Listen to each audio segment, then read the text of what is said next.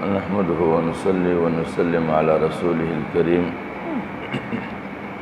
أما بعد فأعوذ بالله من الشيطان الرجيم بسم الله الرحمن الرحيم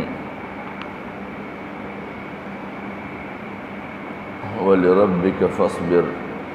فإذا نقر في الناقور فذلك يومئذ يوم عسير على الكافرين غير يسير۔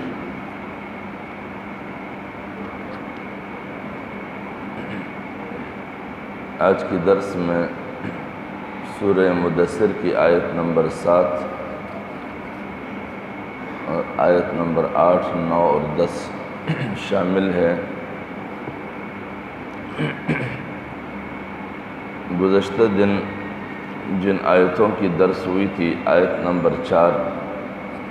5 اور 6، وَثِيَابَكَ فَطَهِّرْ وَالرُّجْزَ فَاهْجُرْ وَلَا تَمْنُنْ تَسْتَكْثِرْ، یہ 3 آیتیں جو گزشتہ روز درس کیے گئے تھے، اس آیت کے آخر میں کچھ باتیں خاص طور پر رہ گئی تھی،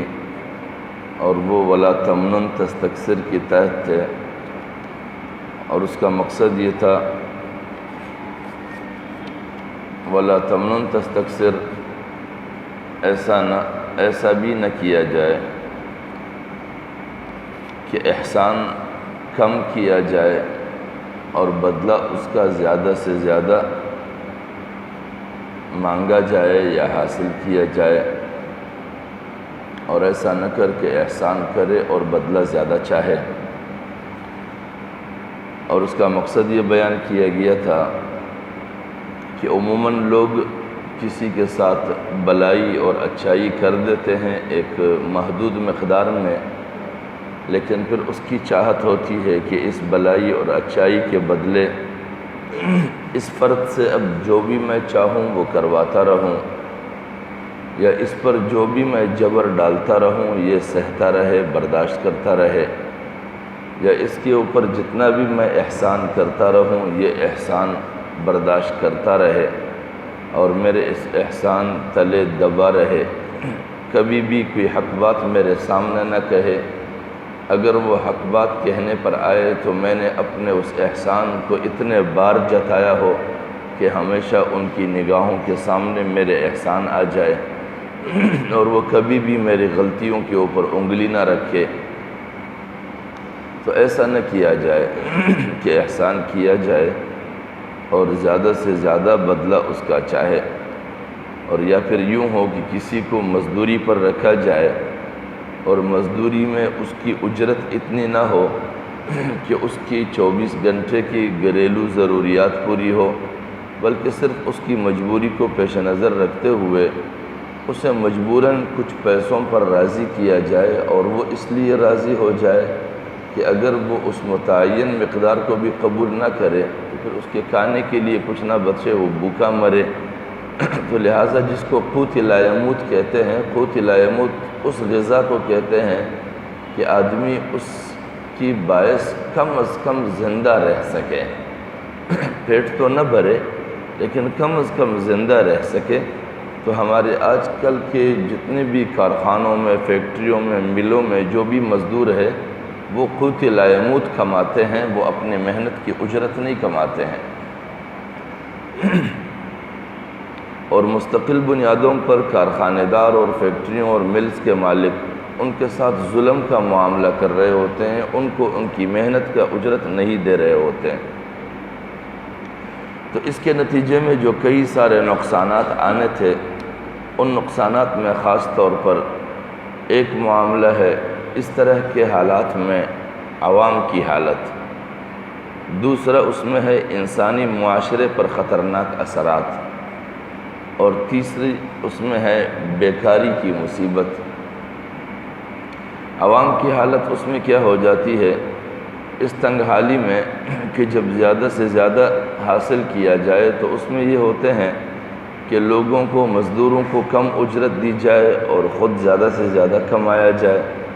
اور اس زیادہ سے زیادہ کمانے کا نتیجہ یہ ہوتا ہے کہ وہ ارباب اقتدار کو اپنے ساتھ ان مالوں میں حصہ دار بناتے ہیں رشوت کے ذریعے سے، اور جب رشوت کے ذریعے سے ان کے لیے حالات سازگار ہوتے ہیں، بجلی کے بل معاف ہوتے ہیں، ان کے لیے مالوں کے ٹیکسز معاف ہوتے ہیں، تو پھر اس کے نتیجے میں وہ جو بل کی معافیاں ہوتی ہے، بل عام گھروں میں رہنے والے اس بل کے بوجھ کو ادا کرتے ہیں۔ بجلی کے گیس، جہاں کارخانوں میں اور فیکٹریوں میں گیس زیادہ استعمال ہوتے ہیں اور گیس کے بلز معاف کروائے جاتے ہیں، تو پھر اس بل کے عدم ادائیگی کے جو نتائج ہے اسے عوام کو بھگتنا پڑتا ہے۔ گیس کی قیمتیں بڑھا دی جاتی ہے اور عوام ان کو جو ہے بھگتتے ہیں۔ غیر ضروری ٹیکس عائد ہوتے ہیں تو ٹیکس کے جو نتائج ہے وہ بھی عوام کو بھگتنے پڑتے ہیں، کیونکہ وہ مہنگی خریداری کرتے ہیں تو وہ بار گراں بھی عوام پر گزرتا ہے۔ تو عوام کے لیے بالآخر ایسی حالت ہو جاتی ہے کہ وہ اس غیر ضروری ٹیکسز اور مہنگائی اور دوسروں کے نہ ادا کیے ہوئے بلوں کے بوجھ تلے دب کر ان کے پاس سوائے کمائی کے اور کھانے پینے کے علاوہ کوئی وقت باقی ہی نہیں رہتا ہے کہ وہ اپنے رب کو پہچان سکے یا اپنے رب کی تعلیمات کو حاصل کر سکے اور ان طریقوں کو وہ سمجھ سکے کہ اپنے رب کو کیسے راضی کیا جائے اور اپنی کمی کوتاہیوں کو کیسے دور کیا جائے۔ اس معاشرے کے انسان عموماً عام حیوانوں کی مانند زندگی گزار رہے ہوتے ہیں، ان کی انسانی عادات ختم ہو جاتے ہیں اور اس معاشرے کے اندر سے سوچنے کی صلاحیتیں بھی ختم ہو جاتی ہے، اس معاشرے کے اندر فکر اور نظریہ بھی ختم ہو جاتا ہے، کیونکہ ان کے پاس وہ وقت ہی نہیں ہے کہ وہ اپنے افکار اور نظریات اور حالات کے متعلق سوچ سکے، کیونکہ انہیں فرصت نہیں ہوتی ہے کہ وہ کمائے اور اپنے بچوں کو زندہ رکھ سکے اور اپنے بچوں کو اور اولاد کو سایہ تلے رکھ سکے تاکہ ان کی اولادوں کے سر جو ہے وہ چھتوں کے باہر نہ آ جائے۔ عموماً ایسے ہیں کہ اگر 1-2 مہینے گھر کا کرایہ ادا نہ کیا گیا تو وہ گھر سے بے گھر ہو جاتے ہیں۔ تو جب اس طرح کے مسائل میں من حیث القوم عوام الجھ جاتی ہے تو پھر وہ عوام اپنے مسائل سے، اپنے مشکلات سے اور ان کے حل کے حوالے سے سوچنے کے لحاظ سے بالکل بانجھ ہو جاتی ہے۔ وہ قوم، ان کی عقلیں بانجھ ہو جاتی ہے، ان کی ذہنیں بانجھ ہو جاتی ہے، وہ اس لحاظ سے سوچنے کی صلاحیتیں مفقود کر جاتے ہیں۔ لہذا جب من حیث القوم کسی قوم کے اندر یہ صلاحیتیں ختم ہو جاتی ہے تو وہاں پر انسان پھر حیوانات کی طرح استعمال کیے جاتے ہیں، کبھی جذباتی بنا کر استعمال کیے جاتے ہیں، کبھی انہیں ان کی ضروریات کے لیے مجبور کر کے استعمال کیے جاتے ہیں۔ دوسرے مرحلے پر تھا انسانی معاشرے پر خطرناک اثرات۔ انسانی معاشرے پر خطرناک اثرات یہ ہے کہ اس طرح کے فاسد نظام کے پیش نظر کہ جہاں پر لوگ تھوڑا احسان کر کے اس سے زیادہ محنت کروائیں یا اس سے زیادہ کمائی کی توقع رکھیں یا اس سے زیادہ منافع حاصل کرنے کی سوچنے لگیں، تو اس معاشرے کے اندر پھر یہ خطرات پیدا ہو جاتے ہیں کہ جن کے پاس مال کی فراوانیاں ہیں وہ دنیا کی تمام تر سہولیات اور آسائشیں اپنے لیے فراہم کرتے رہتے ہیں، کیونکہ ان کے پاس مال و دولت کی فراوانی ہوتی ہے۔ اس بات کی پرواہ کیے بغیر کہ وہ مال کی فراوانی جائز طریقے سے ہے یا ناجائز طریقے سے، کیونکہ وہ تو یا تو مزدوروں کے حق مار کر اس کے اندر سے اپنے آپ کو دولت مند بناتے ہیں، یا پھر زمیندار لوگ جو ہے جاگیردار، وہ زمینوں کے اندر سے کسانوں کے حق کو ہتھیا کر اس کی بنیاد پر اپنے مالوں میں اضافہ کرتے ہیں، کیونکہ عموماً جو ہمارے بڑے زمیندار اور جاگیردار ہے وہ جو کسان رکھتے ہیں، اپنے پاس مزارع رکھتے ہیں، سال میں اگر وہ 2 فصل 3 فصل اٹھاتے ہوں تو ایک فصل کے دوران اس کسان کے حصے میں اتنا حصہ آتا ہے کہ اگلے فصل تک آنے تک وہ باقاعدہ زمیندار کا مقروض دوبارہ سے ہو چکا ہوتا ہے، اور اس پیمانے پر مقروض ہو چکا ہوتا ہے کہ انہیں باقاعدہ محنت کر کے اس کے حصے کو ادا کرنا پڑے گا اسی زمین میں۔ اگر وہ اسی زمین میں نہیں کرتا تو اگلا زمیندار اس کو رکھنے کے لیے تیار نہیں ہوتا ہے، تو اس کے گھر بار سب کچھ وہاں پر گروی ہو جاتا ہے، اور بلا کیسے کوئی اپنے اولاد اور گھر بار کو کسی کے پاس گروی رکھوا کے وہاں سے نکل سکتا ہے؟ تو لہٰذا اس کی زندگی کی بچاؤ اسی میں ہے کہ وہ اسی زمیندار کے پاس سڑتا رہے اور وہیں پر کٹتا رہے، مرتا رہے۔ تو اس طرح کی صورتحال میں یہ ہوتا ہے کہ جب مخصوص طبقے کے پاس مال کی فراوانی ہوتی ہے، جس کو خود قرآن مجید نے بھی خطرناک کہا ہے کہ کئی لا یکون دولتم بین الاغنیاء منکم، کہ ایسا نہ ہو کہ تمہاری دولت وہ تمہارے مخصوص طبقے کے درمیان گردش نہ کرنے لگے۔ اگر مخصوص طبقے کے درمیان گردش کرنے لگے تو وہ مخصوص طبقہ عیاشیوں کی انتہا کر دے، اور جو عام طبقہ ہے وہ ان کی عیاشیوں کے جو ہے وہ نتائج بھگتنے پڑے ان کو۔ تو جہاں پر عیاشیاں مال والوں کی یہاں زیادہ ہو جاتی ہے تو وہ تعیش کے آلات اور اسباب میں اضافے کرتے رہتے ہیں آئے روز، اور ان کی مال و دولت جو ہے وہ اپنے عیاشیوں پر اور آسائشوں پر صرف ہونے لگتے ہیں، اور معاشرے کے اندر لوگوں کی دوڑ پھر اسی بات پر لگ جاتی ہے کہ میں بھی مال کماؤں تاکہ میں بھی فلانے کی برابر ہو جاؤں، فلانے کی ہمسر ہو جاؤں، اور میں بھی معاشرے میں معزز کہلایا جانے لگوں، کیونکہ جس معاشرے میں عام انسان حیوانوں کی مانند زندگی گزارتے ہو اور مخصوص لوگ جو ہے وہ انسانی آسائشوں اور ضروریات سے لبریز زندگی گزارتے ہوں،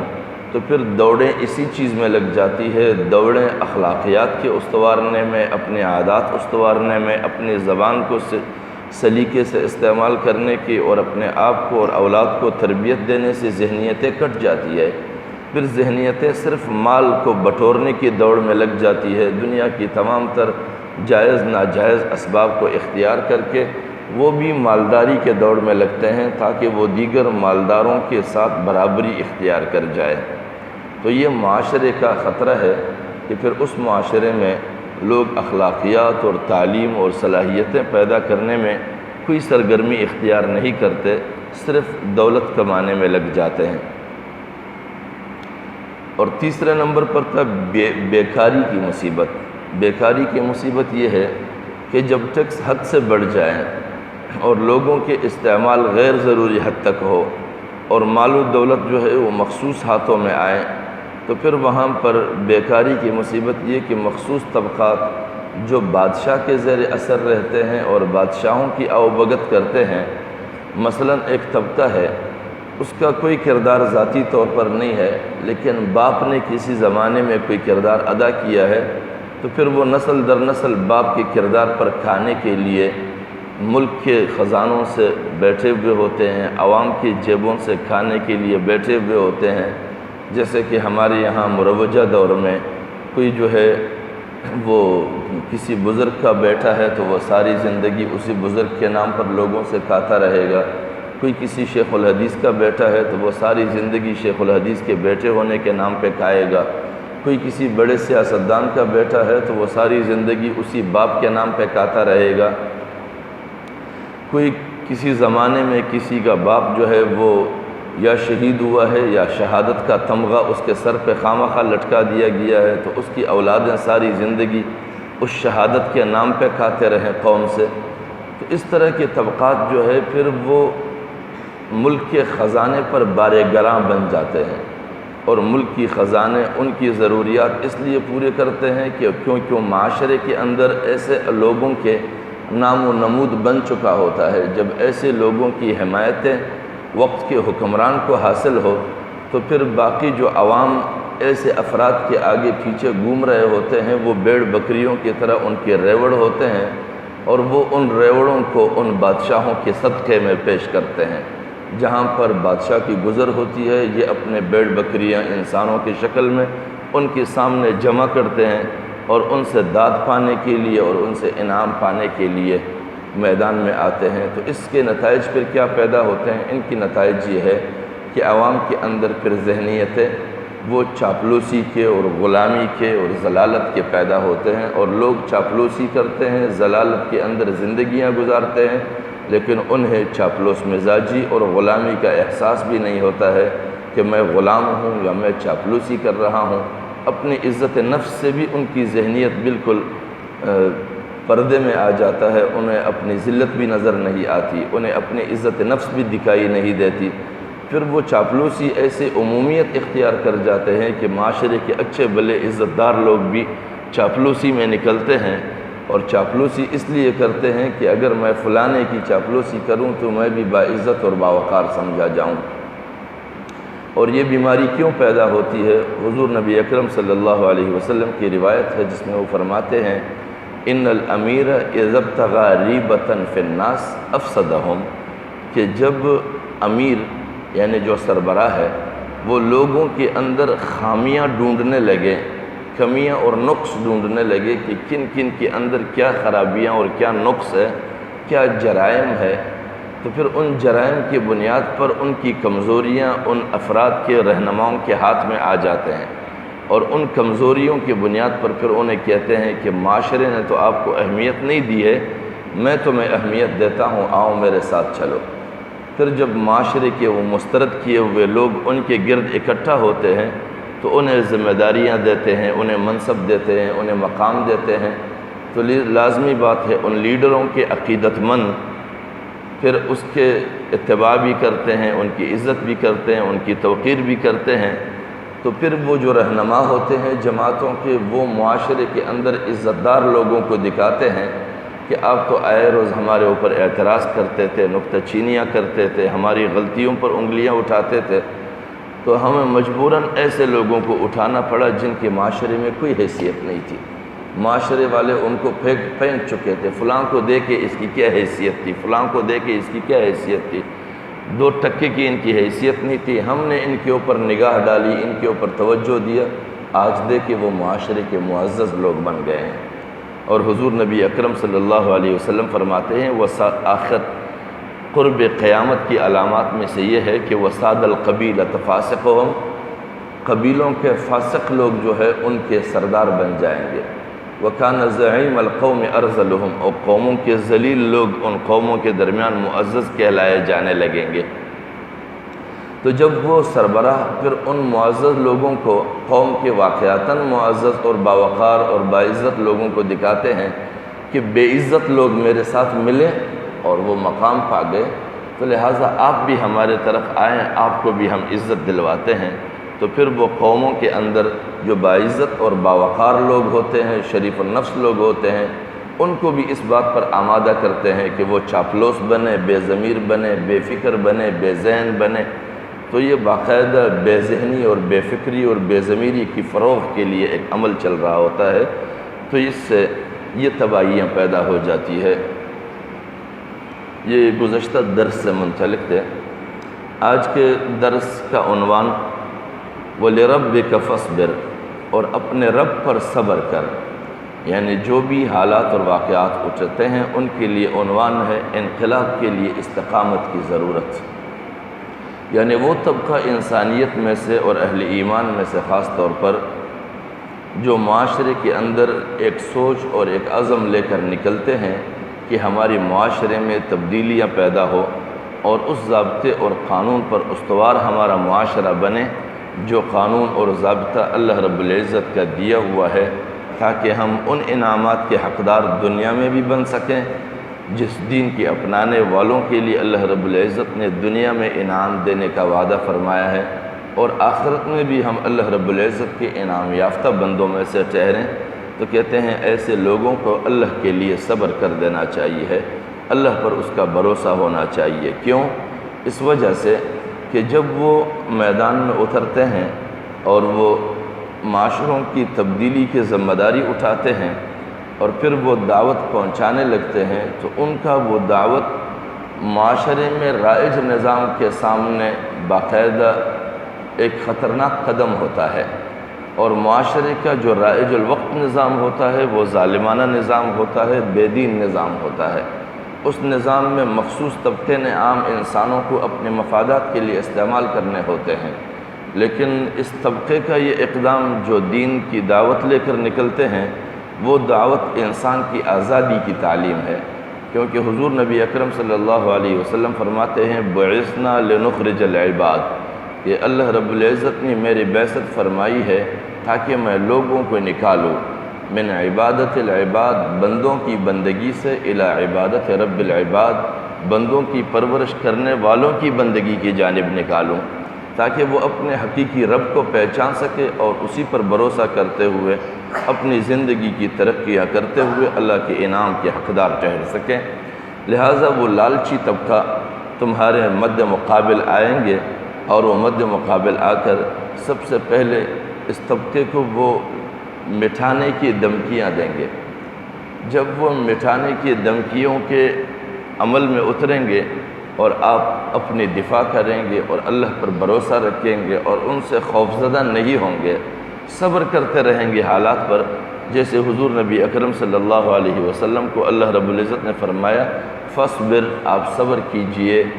کما ان لوگوں کی طرح صبر اولو العزم من الرسل، جو صبر کیا تھا صاحب اعظم پیغمبروں میں سے، یعنی ان صاحب اعظم پیغمبروں کی طرح صبر کیجئے۔ تو لہٰذا ہر وہ طبقہ جو دین کی دعوت کے لیے اٹھتا ہے، انہیں جو بھی مشکلات جھیلنے پڑے انہیں صبر سے کام لینا چاہیے۔ تو ابتداً وہ دھمکیوں کے راستے کو اختیار کریں گے مد مقابل، جب آپ ان سے خوف و خطر محسوس کیے بغیر اللہ پر بھروسہ کرتے ہوئے عزم لیے آگے بڑھتے رہیں گے اور اس پیغام کو پہنچاتے رہیں گے، لوگوں کی شعور کی فکر لے کر انہیں شعور دیتے رہیں گے، تو پھر دوسرے مرحلے پر ان کی عادت ہوگی لالچ دلانے کی، پھر وہ طمع دلائیں گے، طمع اور لالچ جب دلانے لگیں گے کہ ہم آپ کو باعزت بنائیں گے، آپ کو باوقار بنائیں گے، ہر روز لوگ آپ سے الجھ رہے ہوتے ہیں، آپ لوگوں سے الجھ رہے ہوتے ہیں، ہر معاملے میں لوگوں کے ساتھ آپ کے تنازع ہوتے ہیں، چھوڑ دو ان ساری چیزوں کو، آپ کو جو بھی عزت چاہیے ہے، جو بھی وقار چاہیے ہے، ہم آپ کو دلاتے ہیں، لوگ آپ کی بات مانیں گے، آپ کی بات سنیں گے، آپ کو ہم منصب دلائیں گے، آپ کو مقام دلائیں گے۔ تو کہتے ہیں کہ ایسی کسی بھی عزت کو قبول کرنا ذلت کا پہلا قدم ہوتا ہے، لہٰذا ایسی صورت میں کسی کی دی ہوئی لالچ اور عزت اور مقام کو کبھی بھی قبول نہیں کرنا ہے، کیونکہ یہ عزت در حقیقت کہا جاتا ہے نا کہ دجال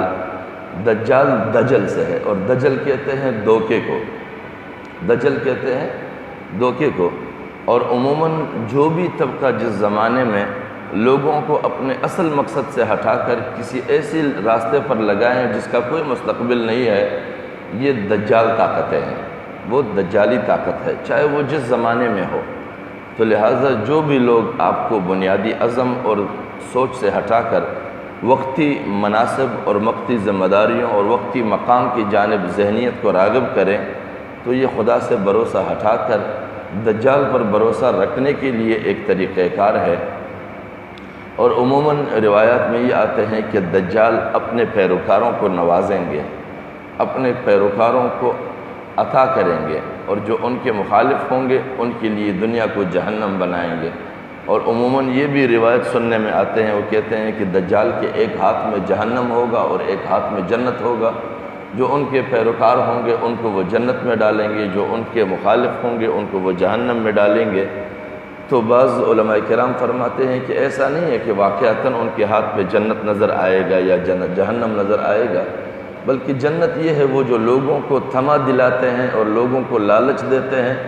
بظاہر وہ سرمایہ اور ان کے وہ وقتی مقام اور عزت وہ چیزیں انہیں جنت لگتی ہے اور انہیں جنت کے مانند اچھے لگتے ہیں اور وہ اس کو قبول کرتے ہیں، اور دوسری طرف وہ وقتی طور پر جو دھمکیاں دیتے ہیں، جو مقابلہ کرتے ہیں، جو اذیت دیتے ہیں، وہ اذیتیں اور وہ مقابلے اور وہ خطرات اور وہ دھمکیاں جہنم کی حیثیت رکھتی ہے، کیونکہ یہ دنیا بھی لوگوں کے لیے جہنم بھی بنتی ہے اور جنت بھی بنتی ہے۔ تو لہٰذا وہ جب مشکلات پیدا کرتے ہیں تو وہ مشکلات جہنم ہوتے ہیں، لیکن فی الحقیقت وہ وقتی طور پر جہنم محسوس ہوتے ہیں، لیکن اللہ رب العزت ان کے بدلہ عطا کرتا ہے۔ لیکن جن لوگوں کو دجال کی دی ہوئی چیزیں انعامات جنت لگتی ہے، لیکن وہ جنت نہیں ہے، وہ وقتی طور پر کیپسول کے ذریعے جسم میں زہر اتارنے ہوتے ہیں، بعد میں ان کے درد پھر انہیں پتہ چلتے ہیں کہ یہ کیا درد ہے۔ تو لہٰذا وہ کہتے ہیں کہ وَلِرَبِّكَ فَاصْبِرْ، ایسے لوگوں کو، اس طرح کے لالچی لوگوں کی کسی بھی لالچ کو اور مقام کو اور طمع کو قبول نہیں کرنا چاہیے۔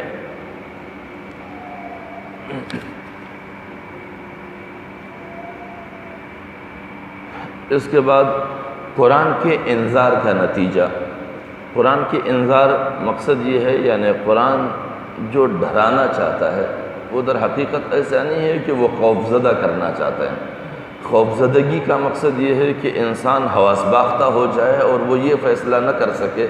کہ میں اب اس طرف چلوں یا اس طرف چلوں۔ تو قرآن خوفزدہ نہیں کرنا چاہتا، بلکہ وہ احساس دلانا چاہتا ہے، حساسیت دینا چاہتا ہے، تو یہاں پر ڈراوے کا مقصد یہ ہے، جس طرح کہ سورہ مدثر میں ہے قم فانذر، اٹھ اور لوگوں کو ڈرا۔ ڈرا دو لحاظ سے، یعنی جس معاشرے میں تم رہتے ہو، اگر اس معاشرے کی تبدیلی کے لیے تم قدم نہیں اٹھاؤ گے تو تم اس معاشرے کی خطرناک نتائج کے لپیٹ میں آؤ گے۔ لہٰذا ایک لحاظ سے ان خطرات سے خبردار کرنا انذار کے معنی میں ہے۔ یا پھر یہ کہ اگر تم اس معاشرے کے رائج الوقت نظام کے خلاف کوئی قدم نہیں اٹھاؤ گے، کوئی بات نہیں کرو گے،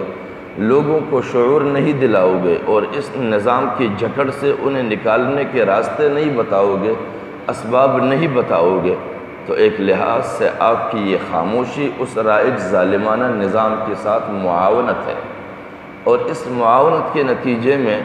جو لوگ اس نظام کے جکڑ میں رہ جائیں گے اور آپ کی کسی کوشش سے انہیں خلاصی اور آزادی مل سکتی تھی، آپ نے نہیں اٹھایا قدم، تو روز محشر آپ کی پکڑ ہوگی اور آپ سے باس پرس ہوگا کہ آپ اس ظلم کا حصہ کیوں بنے تھے۔ تو اس لیے یا تو دنیوی طور پر مستقبل میں خطرات سے پالا پڑنے سے خبردار کرنا، یا پھر آخرت میں خطرناک انجام سے واسطہ پڑنے کے لحاظ سے فرمایا تھا کہ قم فانذر۔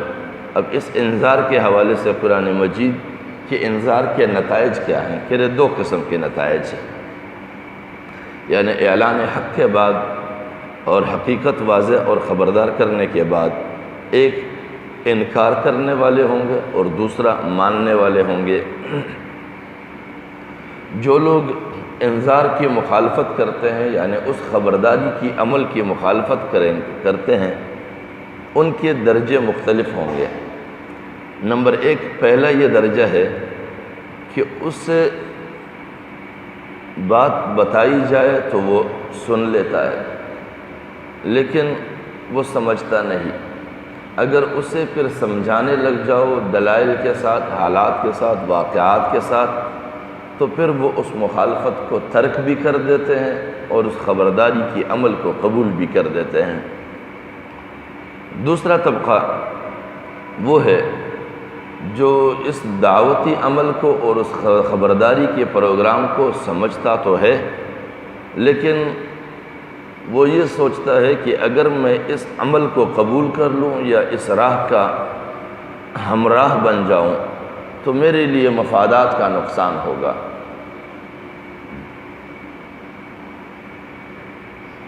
اور مفادات کے نقصان اسے گوارا نہیں ہوتا، اس لیے وہ مخالفت کو ترک نہیں کرتا ہے بلکہ باقاعدہ اس دعوتی عمل اور خبرداری اور انذار کے عمل کے سامنے رکاوٹ بنتا ہے۔ جب وہ رکاوٹ بنتا ہے تو ایسے طبقے کو قرآن نے کافر بتایا ہے۔ قرآن نے ایسے طبقے کو کافر بتایا ہے، اور لفظ کافر کی لغوی معنی چھپانے والا، جو چھپاتا ہے۔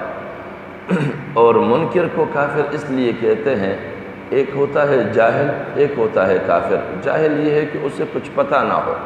وہ جانتا ہی نہ ہو، اور جب اس کو سمجھایا جائے، بتایا جائے تو وہ سمجھ جائے۔ لیکن کافر وہ ہے کہ جو سب کچھ جانتے، بوجھتے، سمجھتے کے باوجود بھی وہ اس کا انکار کرے، اور اس کا مقصد یہ ہے کہ سب کچھ جاننے کے باوجود وہ اس حقیقت کو چھپا رہا ہے، تو اس لیے اس کو کافر کہتے ہیں۔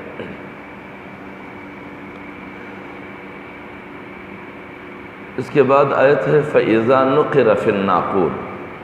فَذَلِكَ يَوْمَئِذٍ يَوْمٌ عَسِيرٌ عَلَى الْكَافِرِينَ غَيْرُ يَسِيرٌ۔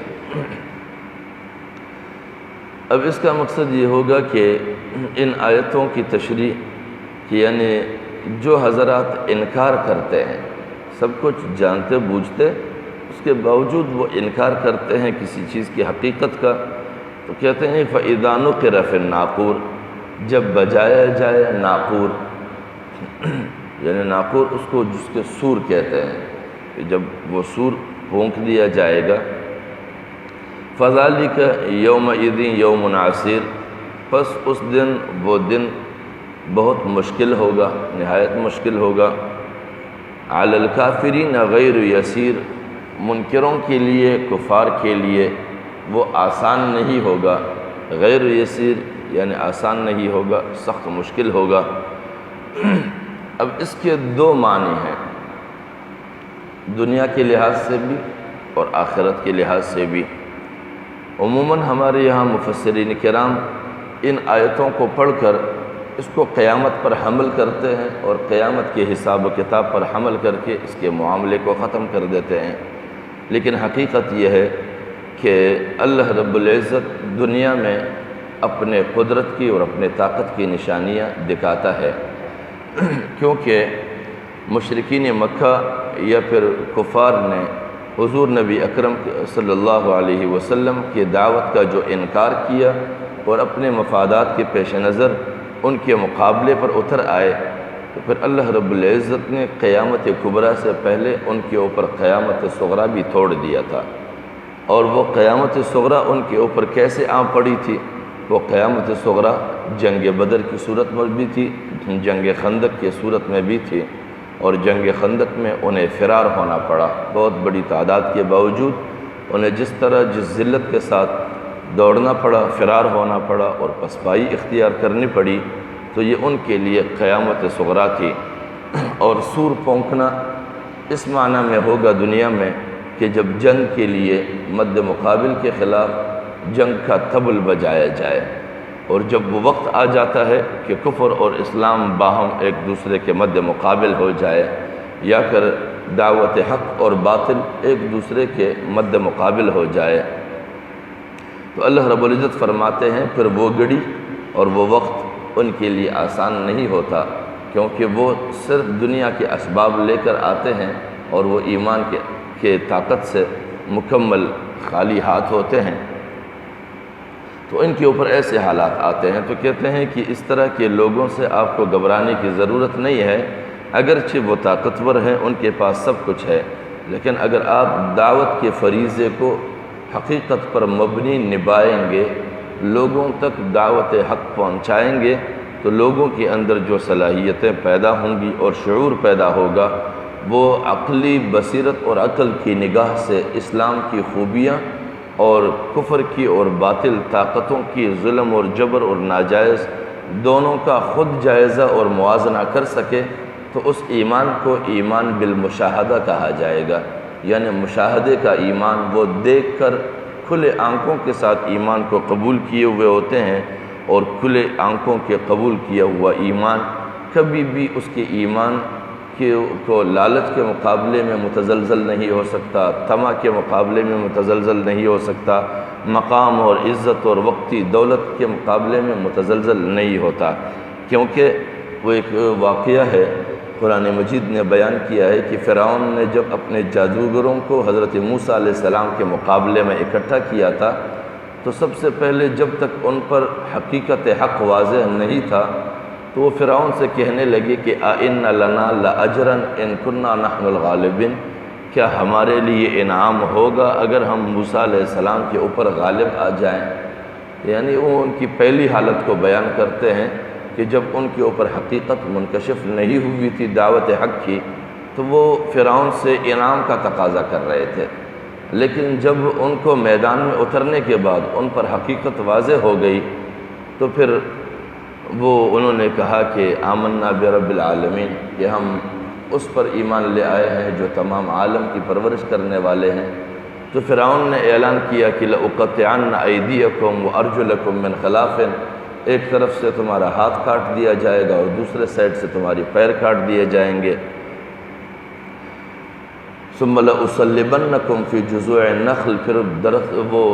کھجوروں کے تنوں کے ساتھ تمہیں لٹکا دیا جائے گا۔ تو ان جادوگروں نے جواب میں کہا کہ فَقْضِ مَا أَنْتَ قَاضٍ، کر جاؤ جو تم کرنا چاہتے ہو، إِنَّمَا تَقْضِي هَذِهِ الْحَيَاةُ الدُّنْيَا، تمہارا جو کچھ کرنا بھی ہے تو وہ اسی دنیا کے حد تک ہے، آگے تم کچھ نہیں کر پاؤ گے۔ تو لہٰذا ان پر وہ حقیقت منکشف ہو گیا تھا، لہٰذا جب قوموں پر حقیقت منکشف ہوتے ہیں تو پھر وہ چاہے انسانی خداؤں کے زیر اثر ہو، وہ باطل قوتوں کے زیر اثر ہو، یا پھر اس طرح ہو کہ وہ خدا کے مد مقابل اپنا کوئی ذہنیت لے کر نکلے ہوں، ان تمام تر حقیقتوں کے انکشاف ان پر ہوگا، اور وہ اس طرح ہوگا جیسے کہ حضور نبی اکرم صلی اللہ علیہ وسلم جب بیت اللہ سے ہجرت کر رہے تھے تو اس وقت بیت اللہ میں 360 بت پڑے ہوئے تھے، اور وہ پوری قوم اس بتوں کے گرویدہ تھے، ان بتوں کے سامنے سجدریز ہوتے تھے، لیکن جب رفتہ رفتہ دعوت حق کی حقیقت ان پر منکشف ہوتی گئی اور پھر ایک وقت آیا کہ فتح مکہ ہوا، اور وہی قومیں جو کل انہوں نے بیت اللہ کے اندر 360 بتیں سجا کر رکھے تھے، انہوں نے اپنے ہاتھوں سے ایک ایک بت اٹھا کر باہر پھینکا اور اسے توڑا، اور اس حقیقت کا اعلان کیا کہ اللہ وحدہ لا شریک ہے، انہیں متعدد ہونے کی ضرورت نہیں ہے،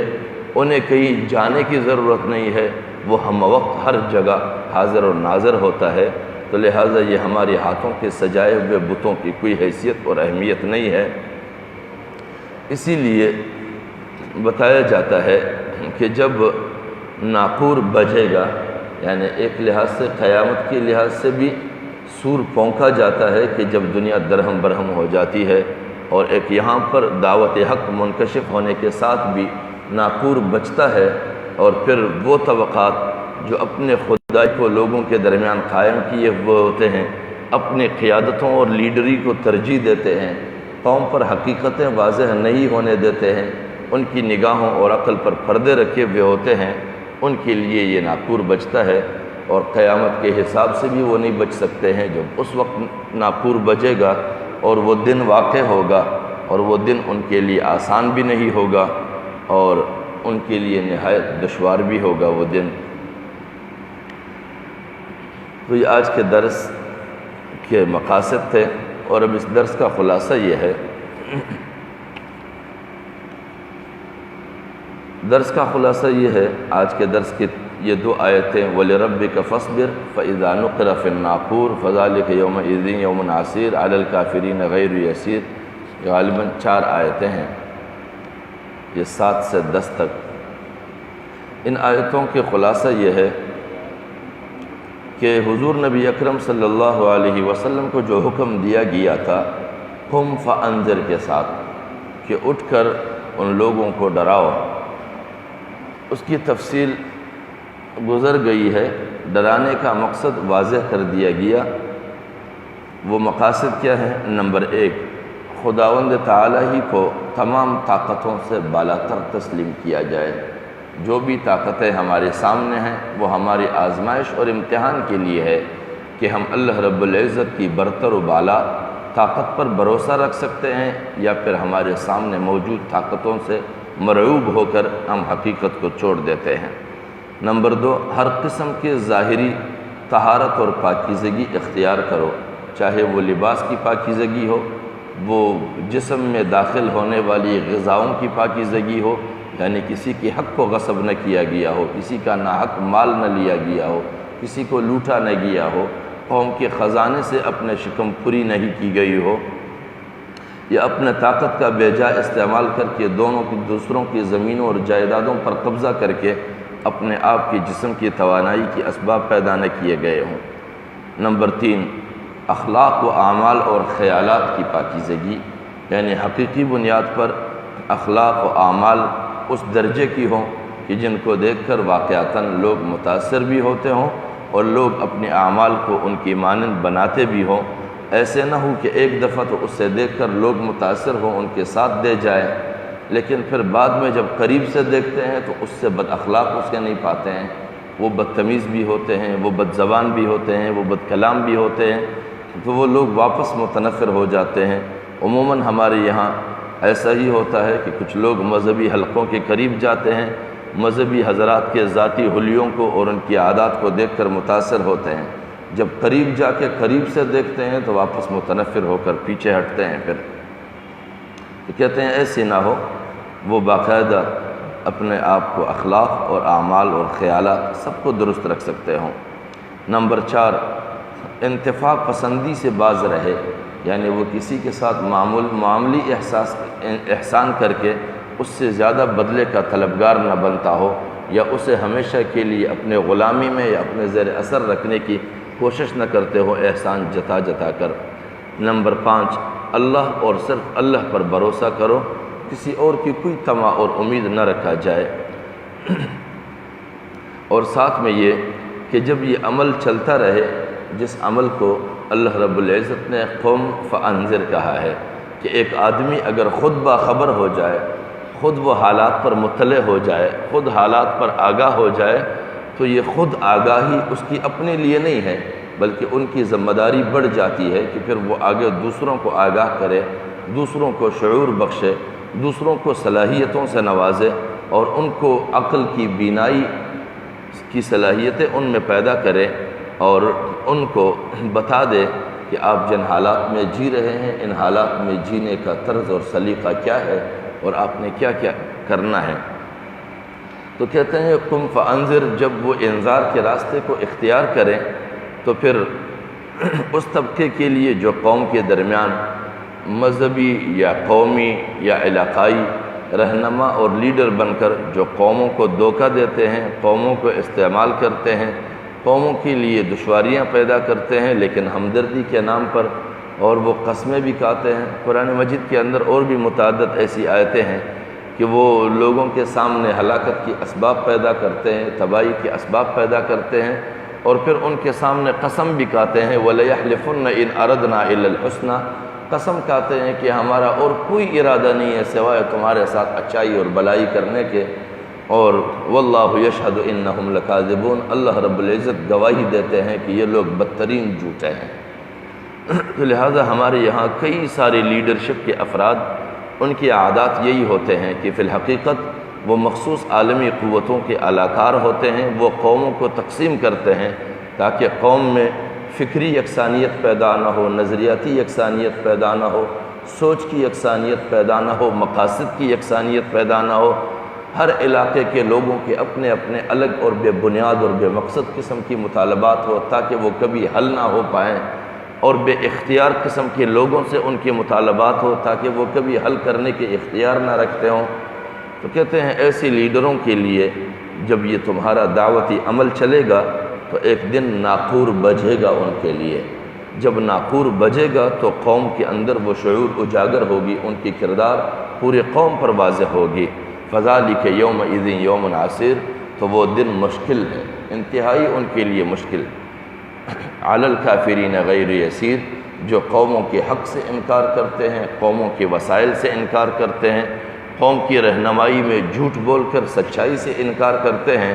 ان کے لیے وہ دن آسان نہیں ہوگی، انتہائی سخت ہوں گی۔ اسے اللہ رب العزت ذلت سے دوچار کرے گا، اور تب دوچار کرے گا جب ہم اپنی ذمہ داری کو محسوس کریں گے اور قوم کو حقیقتیں بتائیں گے، اور ذمہ داری سے کبھی بھی غافل نہیں رہیں گے، کیونکہ اللہ رب العزت فرماتے ہیں وَعَدَ اللَّهُ الَّذِينَ آمَنُوا مِنْكُمْ وَعَمِلُوا الصَّالِحَاتِ، اللہ رب العزت نے تم میں سے ان لوگوں کے ساتھ وعدہ کیا ہے جو اچھے اعمال کریں گے۔ لَيَسْتَخْلِفَنَّ لَهُمْ فِي الْأَرْضِ، زمین پر اسے اختیار اور طاقت دے دی جائے گی، كَمَا اسْتَخْلَفَ الَّذِينَ مِنْ قَبْلِهِمْ، جیسے کہ تم سے پہلے لوگوں کو زمین پر قدرت اور طاقت بخشی گئی تھی۔ تو اللہ رب العزت کا وعدہ اعمال صالحہ سے ہے، اور اس سے بڑھ کر کوئی عمل صالح نہیں ہے کہ لوگوں کو حقیقت حال بتایا جائے۔ اللہ کریم ہمیں توفیق بخشے کہ ہم قرآن کی ان آیتوں کے تناظر میں اپنے دور کے سیاسی جادوگروں کو بھی سمجھے، اور یہاں کے سیاسی دھوکے بازوں کو بھی سمجھے، قومی رہنمائی اور قیادت کے نام پر قوم کے دھوکے بازوں کو بھی سمجھے، اور ہم ان کی مکاریوں سے واقف ہو جائیں تاکہ ہم ان کے نرغوں میں نہ آئیں، اور قوم کو بھی ان کے نرغے میں آنے سے بچا سکیں، اور اپنے بہتر مستقبل کے لیے بہتر اعمال کر سکیں، اور اللہ کے حق بہترین انعامات کے ہم حقدار بن سکیں۔ وآخر دعوانا ان الحمد للہ رب العالمین۔ الحمد للہ رب العالمین والعاقبۃ للمتقین والصلاة والسلام علی اشرف الانبیاء والمرسلین وعلی آلہ وصحبہ ومن تبعهم بإحسان الی یوم عظیم۔ ربنا هب لنا من ازواجنا وذرياتنا قرة اعین واجعلنا للمتقین اماما۔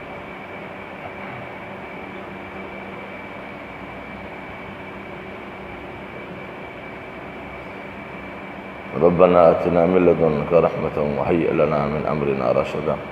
وصلى الله تعالى على خير خلقه محمد وآله وأصحابه أجمعين برحمتك يا رب۔